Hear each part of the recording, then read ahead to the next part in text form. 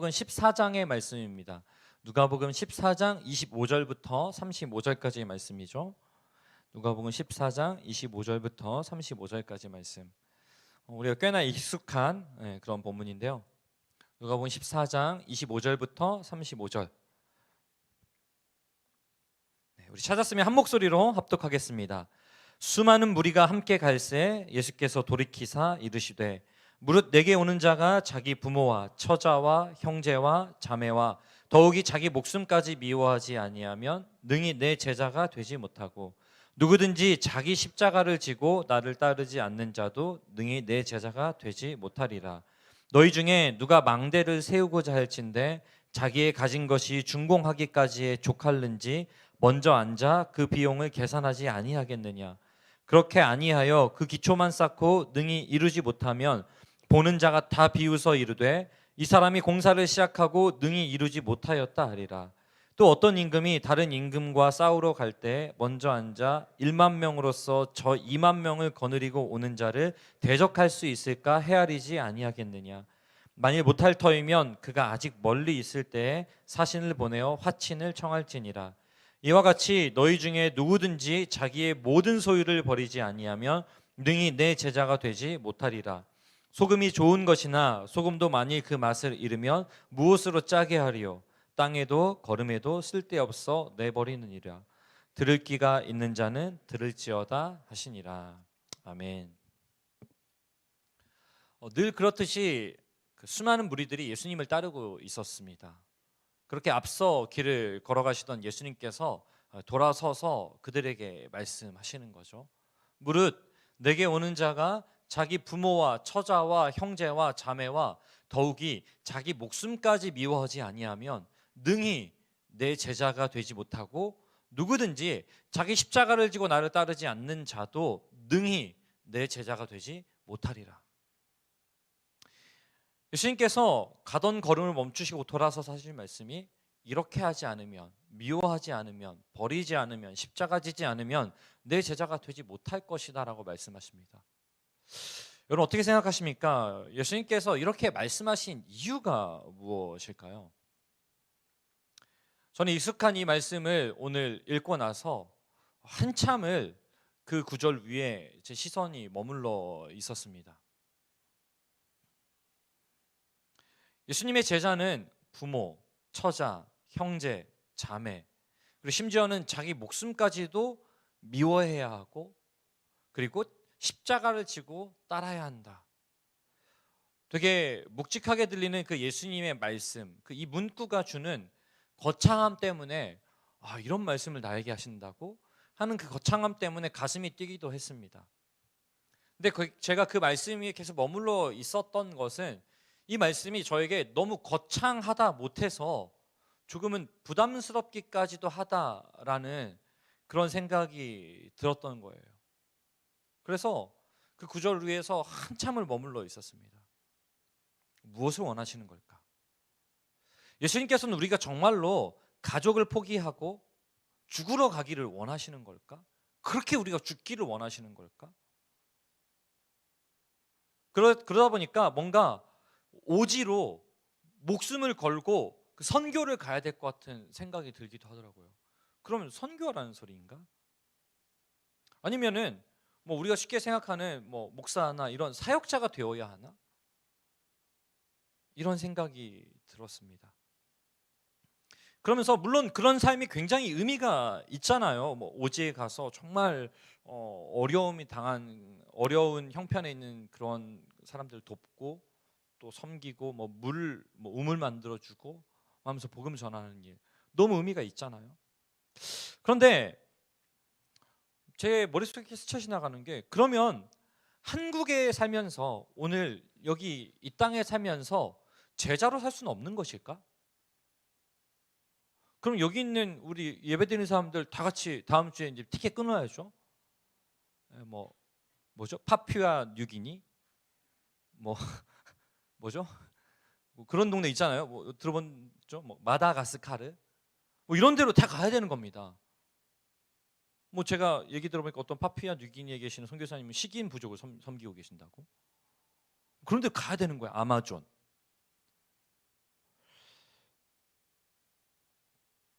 그럼 한국에 있으면 안 되는 건가? 이런 묵상들을 하는데 능히 내 제자가 되지 못하고 26절에 그랬죠. 또 27절에 능히 내 제자가 되지 못하리라. 그럴까 33절에서도 그렇고요. 이 말씀이 제 눈에 들어오는 거예요. 제자가 되지 못한다라는 이 말씀을 가던 길을 멈추고 돌아서서 무리들을 향해서 이렇게 말씀하시는데 도대체 예수님 이 말씀 왜 하시는 걸까? 저는 이 말씀을 보면 볼수록 그런 느낌이 들더라고요. 예수님이 준비 안 됐으면 나 따라오지 말고 돌아가. 그리고 저한테 너 같은 애 필요 없어. 너 죽을 수 있어? 주님 전 죽는 것까지는 필요 없어. 이렇게 들리는 거예요. 그럼 주님은 그렇게 많은 사람이 따라가는 그 우리같이 막 따라가는 이 사람 이런 우리를 향해서 너희 필요 없어라고 말하기 위해서 오늘 이 말씀을 하시는 걸까?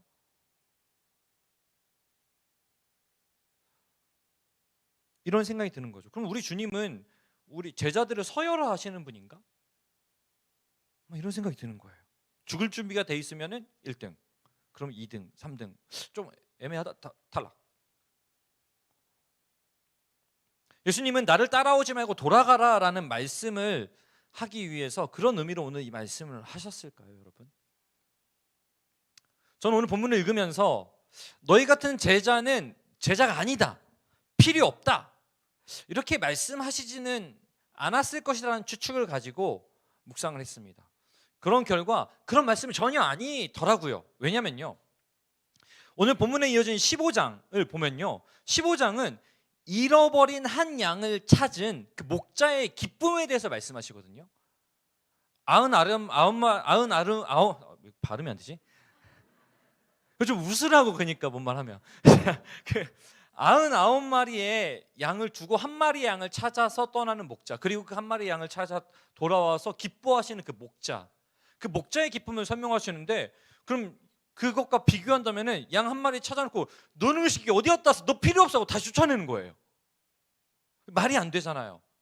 적어도 예수님께서는 우리를 보시고 돌아서서 너희 필요 없어 돌아가 라는 그런 말씀은 아니시다. 필요 없다, 돌아가라, 포기해라 이런 말씀이 아니고 포기하지 않고 끝까지 함께 가기를 원하시면서 당부하시는 주님의 말씀이다라는 생각을 하게 되었습니다. 돌려보내려고가 아니라 사랑하기 때문에 좀 마음을 담은 당부를 지금 예수님께서 이 무리를 향해 하시고 있는 것이 아닐까라는 생각을 하게 된 것이죠. 사랑하기 때문에 주시는 주님의 당부. 그래서 예수님께서는 그 이어진 말씀에서 두 가지 비유로 그들을 향해서 당부하십니다. 먼저는 끝까지 완주해야 된다는 말씀을 그 당부를 하신 거예요. 끝까지 완주해야 돼. 그러면서 망대를 세우려는 그 이야기를 하시는데요, 망대를 세우려고 했다면은 잘 계산하고 준비해서 너의 모든 소유를 다 동원하더라도 완성해야 된다. 완성하지 않으면 시작하지 못하느니 못한다. 그런 얘기를 하시는 거죠. 그러니까 끝까지 완주해야 돼. 예수님 마음입니다. 이게 너희 제자의 길을 걸었지? 끝까지 완주해야 돼. 끝까지 함께하자. 두 번째로는 내려놓을 줄 알아야 된다라는 말씀하시는 겁니다. 전쟁에서 승리하는 것은 싸워서 부딪혀서 무찔러서 이기는 것도 있지만 사신을 보내서 화친하는 것도 어떤 의미에서는 승리가 될 수 있다는 것입니다. 근데 그러려면 어떻게 해야 되냐면요, 자존심을 내려놔야 돼요. 또 자신의 명예를 내려놔야 되더라는 것입니다. 완주하려면 내려놓을 줄 알아야 된다는 이야기예요. 또 반대로 내려놓을 줄 알아야 완주할 수 있다라고 하는 것입니다. 그런 의미에서 예수님께서 가르쳐 주시는 제자의 삶은 내려놓을 줄 아는 삶, 그것을 끝까지 완주하는 삶 얘기하는 거예요. 그래서 어쩌면 이 제자도라고 하는 것은 굉장히 심플한 삶에 관한 이야기를 주님께서 우리에게 주시는 것이 아닐까라는 생각을 하게 된 것입니다.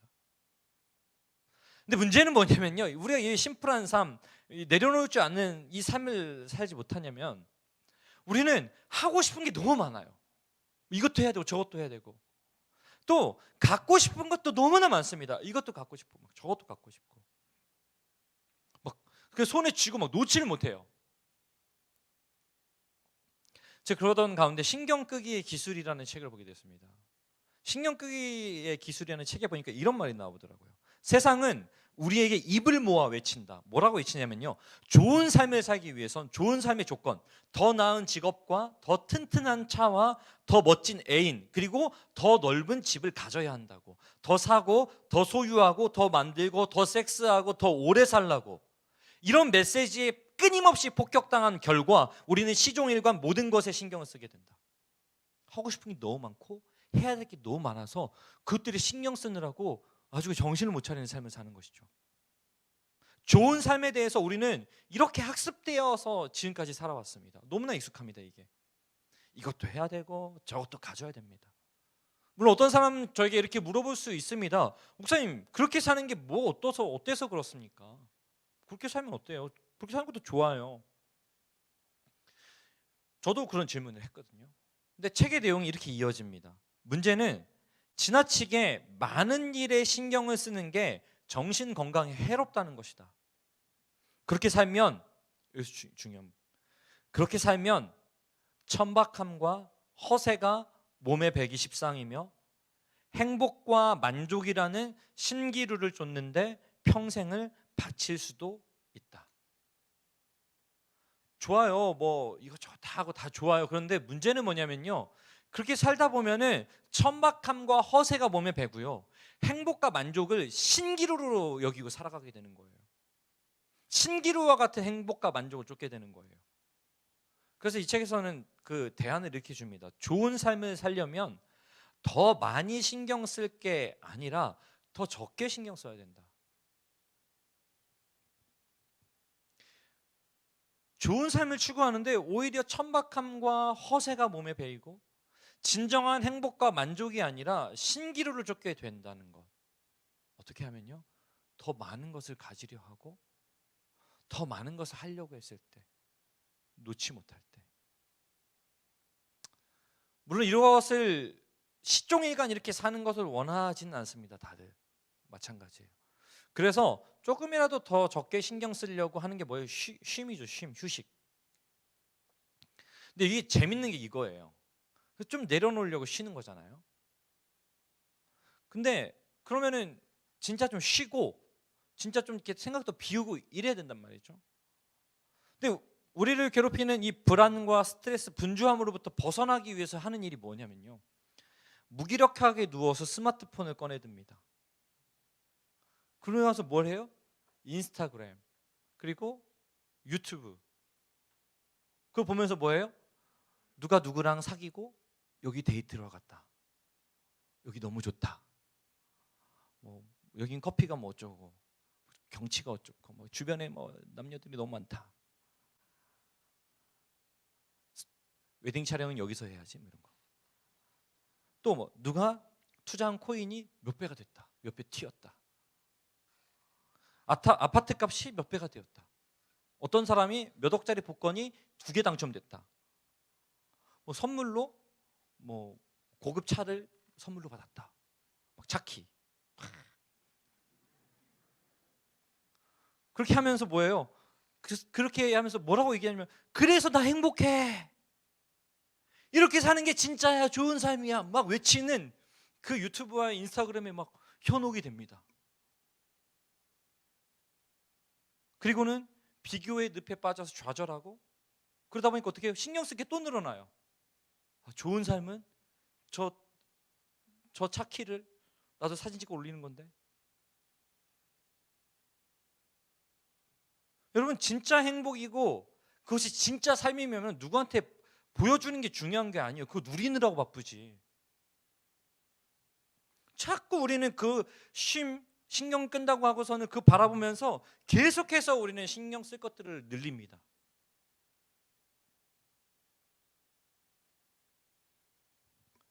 우리의 눈과 귀를 사로잡고 우리의 눈과 귀를 떼지 못하게 만드는 그 수많은 것들, 행복과 만족을 줄 것만 같은 그런 하고 싶고 갖고 싶은 것들이 우리에게 진짜 자유를 주는 것이 아니라 우리를 괴롭히고요, 심지어는 우리로 하여금 완주하지 못하도록 방해하는 그러한 쥐고 있는 어떠한 것이 되어 버린다는 것입니다. 내려놓을 줄 알아야 된다라고 말씀하시는 여기서 오늘 표현은 미워해야 된다, 버려야 된다 라고 말씀하시는 그 예수님의 말씀의 핵심이 여기 있다는 거예요. 가족이고 목숨이고 재산이고 뭐 다 버리고 포기해라, 이게 핵심이 아니에요. 제자도에는 우리는 예수님을 따르는 제자의 삶에서 보통 제자의 길은 이거야 라고 말씀하시면서 오늘처럼 미워해, 버려, 다 포기해 막 이렇게 얘기하는 것 같아가지고 우리는 제자도 하면은 일단 좀 버겁습니다. 그러다 보니까 자꾸 거대 담론으로 접근해요. 제자도에 대해서 막 죽으러 가자, 막 다 바치자, 막 뭐 바치기 뭐 얼마나 있어요 우리. 뭐 우리가 죽어서 뭐 할 건데요. 예수님 우리가 막 죽으면 막 귀하다, 뭘 그럴 수도 있죠. 요한복음 11장에 보니까요, 도마가요 똑같이 말했어요. 우리도 주와 함께 죽으러 가자 외쳤어요. 그러면서 좀만 넘어가면요, 예수님 잡히자마자 도망갑니다. 그리고 우리가 예전에 노래 불렀죠, 별명 의심 많은 도마. 그 별명이 의심쟁이에요. 아무리 막 우리 죽으러 가자 해도 결과는 의심쟁입니다. 어디서 많이 본 우리의 모습 아닙니까?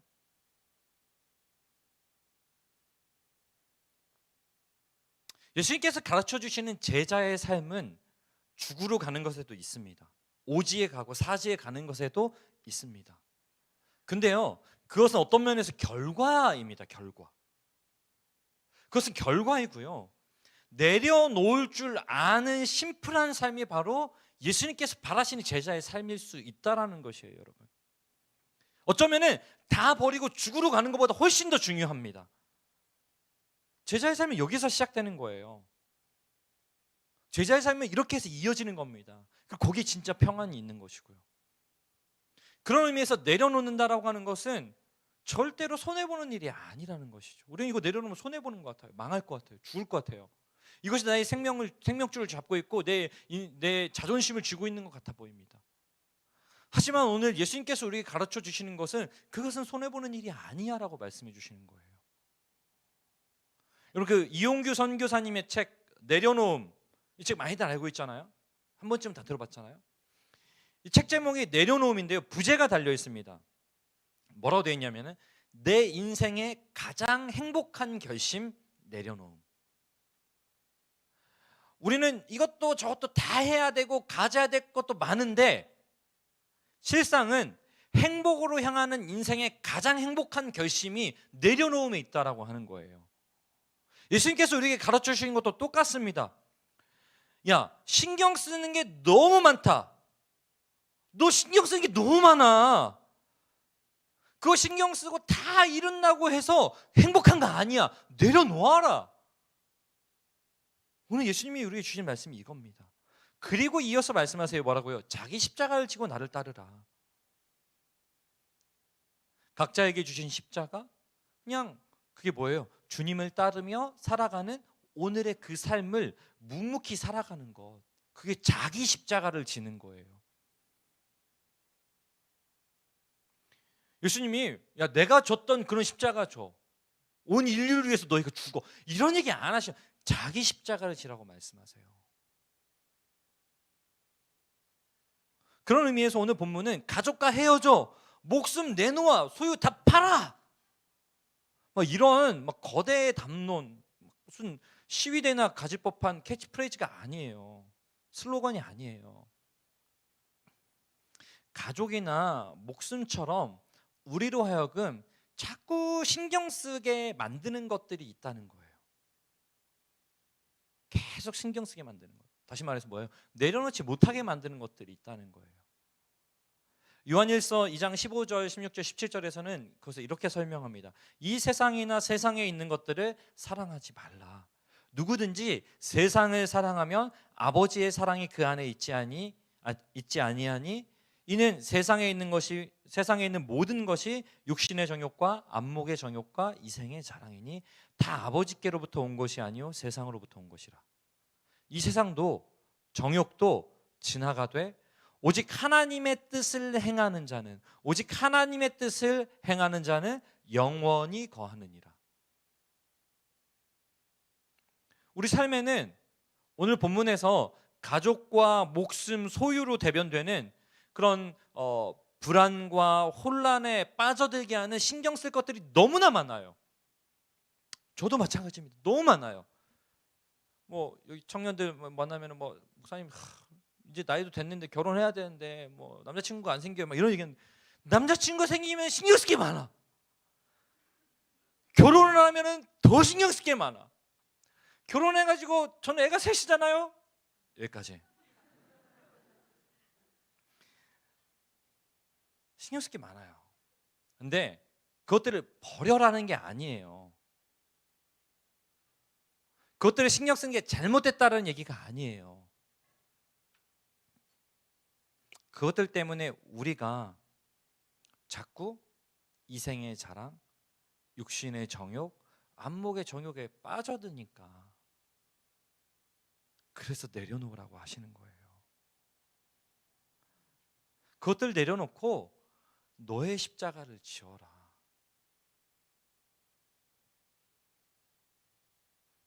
오늘 내게 주신 십자가가 뭐예요? 오늘 우리가 살아가고 있는 그 삶의 그 자리입니다. 그 역할. 어쩌면 저에게는, 저의 십자가는요, 새 아이의 아빠, 제 아내의 남편, 이게 십자가입니다. 또 여러분과 함께 어떤 공동체를 만들어가는 사역자, 이게 제 십자가입니다. 이걸 지면서 가는 거죠. 그 역할을 감당하는 거. 막 오지로 가고 막 죽으러 가고 이런 게 중요한 게 아니고요. 오늘 주님께서는요, 너무 거기에 신경 쓸 것들에 신경 쓰지 말고 그 십자가를 지고 묵묵히 오늘을 살아가라. 그래서 이 이야기가 34절에 소금 이야기로 연결이 돼요. 소금이 짜게 만들려면 어떻게 해야 되죠? 자기 주장하고 난 소금이야 이러면은 짜다. 그렇지 않잖아요. 소금이 무언가를 짜게 만들려면요, 녹아야 됩니다. 소금은 녹아서 용해가 되지만 그 맛은 그대로 살아서 영향력을 발휘하는 게 소금이에요. 자기 십자가를 지고 오늘을 묵묵히 살아가는 제자들로 인해서 맛을 잃은 세상이 맛을 내게 되는 거예요. 어떻게 함으로써요? 우리가 세상이 녹아짐으로써. 예수님께서는 우리에게 제자의 삶을 요구하시면서 이처럼 예수님의 꿈을 보여주세요. 이 땅에 아름다운 하나님의 나라가 이루어지기 바라는. 그러면서 그걸 보여주세요. 그려주세요.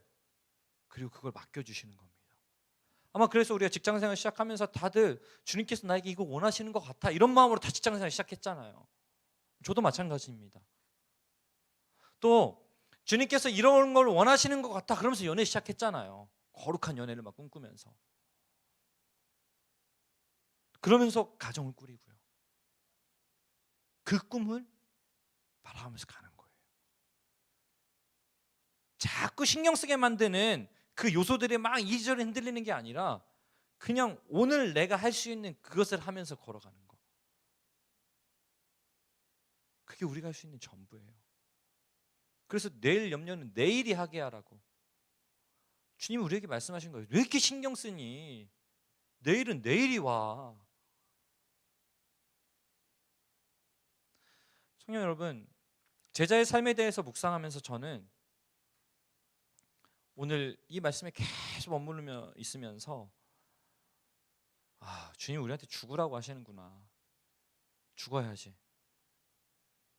근데 지금 나는 이 말씀에 동의가 되고 맞아, 내가 죽지 않고 있구나, 내가 내려놓지 못하고 있구나 라고 하는 것이 이렇게 다가오고 동의가 되지만, 과연 이 말씀이 오늘 이 청년들에게 동의가 될까? 이 질문을 일주일 내내 하면서 보냈어요. 오죽하면 목사님들한테 제자도가 뭐예요? 도전적이잖아요. 제가 제자가 뭐예요? 아니 이런 얘기 하잖아요. 근데 죽으라 그러잖아요. 죽어야 돼요? 죽어야지. 전사님한테도 죽어야 돼요? 그랬더니 그게 성경이 말하는데 그런 거 아니냐고 이러더라고. 근데 죽는 게 쉽진 않다고 이런 얘기 하더라고. 그러니까 다들 저한테 하는 얘기가 그래도 성경이 말하는 그 이야기 해야지. 성경이 말하는 건데 진리인데 너 가슴 뛰잖아. 너 안 죽을 거야. 나한테 난 죽기 싫은데요. 이런 묵상들을 하면서 한 주를 보냈어요. 그런데 그러다가 문득 그런 생각이 드는 거예요. 나는 가족과 목숨을 미워하고 소유를 버리고 십자가를 지라는 그 말씀이 감동이 되고 공감이 되어서 죽으러 간다는 이 말에 가슴이 뛰는 그런 삶을 살고 있는가라는 질문이 저에게 찾아온 겁니다. 지금이야 그렇게 됐지만 이렇게 된 이유가 뭐지? 내가 예수님이 나한테 죽으러 가라니까 의미 있는 일이네. 처음부터 그랬나라는 질문이 저에게 찾아온 거예요. 그런 묵상을 하는 가운데 스쳐 지나가는 생각이 있었어요. 저는 예수님을 따르는 길이 가치가 있는 길이라서 택했던 것이 아니었던 거예요. 저는 예수님을 따라가는 게 가치 있어. 이게 인생의 완전한 목적이야. 이래가지고 예수님을 따랐던 게 아니더라는 거예요.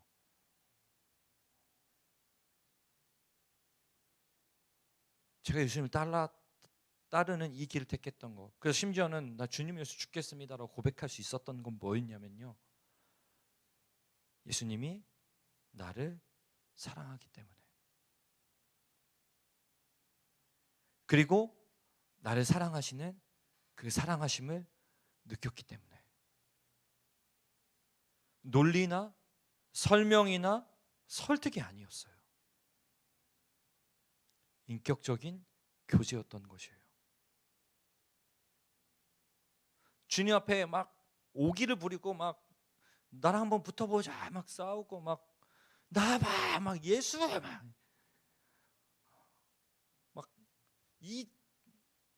하면서 말을 못 하겠어. 욕이라 가지고.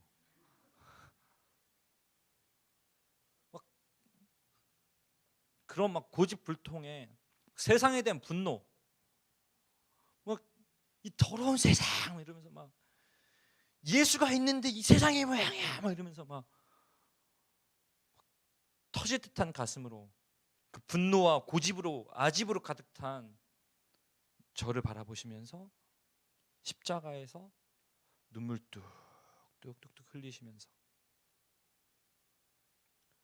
정원아 내가 너를 사랑한다.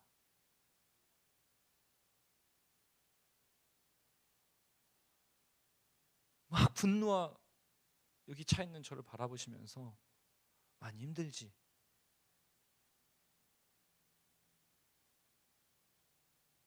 내가 너를 사랑해서 독생자를 보냈어. 사랑하는 자여 내 영혼이 잘됨 같이 내가 범사에 잘되고 강건하기를 내가 간구하노라. 그 주님의 눈물방울이 저의 가슴에 떨어지는 것을 느낀 그날 주님 이게 진짜군요. 이 길 따라 가겠습니다. 죽어야 한다면 죽겠습니다. 그런 마음을 먹을 수 있었던 또 하나의 길은 뭐예요? 소금처럼 살아가는 믿음의 선배들.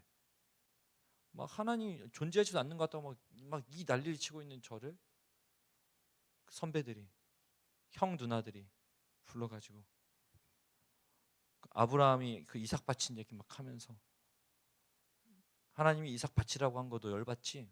열받아요. 하나님 왜 그 모양이에요? 하나님은 이삭을 바치라고 했지만 결국 이삭을 살리셨어. 근데 하나님은 자신을 십자가에서 죽이셨어. 자기 아들을. 저를 달래고 어르고 그 길이야. 이 길이 맞아. 라고 하는 그 소금과 같은 믿음의 선배들을 사용하셨어요. 사랑하는 청년 여러분, 제자의 삶 죽으러 가고 막 이런 게 전부가 아니에요. 그게 결과가 될 수는 있을지 몰라도요, 제자의 삶은요, 주님의 사랑을 받으면서 주님과 함께 가는 거예요. 사랑하기 때문에 가셨고, 사랑하기 때문에 우리에게 찾아오셨고, 사랑하기 때문에 우리도 그 길을 따라가는 거예요. 그러면서 신경 끄고 내려놓고 주님만 바라볼 수 있는 거, 그게 바로 제자의 삶, 제자의 길입니다. 그러면요, 그분의 사랑이 나를 영원한 집으로 끝까지 이끌어서 완주하게 하시는 줄로 믿습니다. 오늘 이 말씀 묵상하면서 그냥 그런 또 어떤 분노와 어떤 그 터질 듯한 자존심으로 가득 차 있던 제 모습을 좀 떠올리면서 그런 저를 받아주셨던 그 주님의 모습이 너무 생각이 났어요. 맞아, 가치가 좋아서가 아니라 사랑하셔서였지 라는 묵상하면서 이 찬양을 같이 좀 나누면서 오늘 제자의 삶을 좀 정리하고 싶다라는 생각을 했습니다. 그래서 내 모습 이대로 사랑하시네, 그 주님과 동행하는 것이 제자의 삶이 되는 우리의 고백이 되기 원합니다. 우리 같이 한번 이 찬양 고백하겠습니다. 내 모습 이대로, 내 모습 이대로 사랑하시네, 연약한 그대로, 연약한 그대로 사랑하시네, 사랑하시네, 나의 모든 발걸음 나의 모든 발걸음 주가 아시나니, 주가 아시나니, 날 인도하소서. 날 인도하소서.